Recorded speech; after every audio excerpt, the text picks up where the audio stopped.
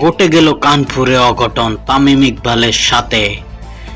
বাংলাদেশ কানপুরে তৃতীয় টেস্টে যখন তামিম ইকবাল ধারাভাষ্যকার দিচ্ছেন, তখনই ভারতীয় রবি শাস্ত্রীর সাথে তামিম ইকবালের দ্বন্দ্ব হয় সাদমান হোসেনের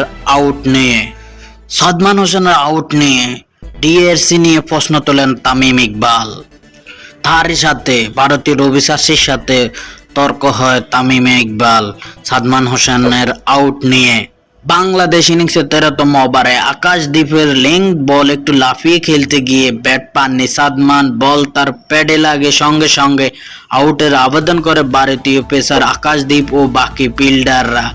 আম্পায়ার আউট দেননি, ভেবেছিলেন বলটি লেগ স্টাম্প মিস করবে, কিন্তু ভারতীয় রোহিত শর্মা সে রিভিউ নেয় এবং তারপর দেখা যায় ডিএসএল এর বার্তা অন্যরকম আসে। বলটি লেগ স্টাম্পে গিয়ে আঘাত করে, তাতে তামিম ইকবাল ও রবি শাস্ত্রীর সাথে দ্বন্দ্ব হয় এবং তামিম ইকবাল দ্বিমত পোষণ করে। এটা কেমন আউট আপনারা তা লাইক সাবস্ক্রাইব করে জানিয়ে দিন।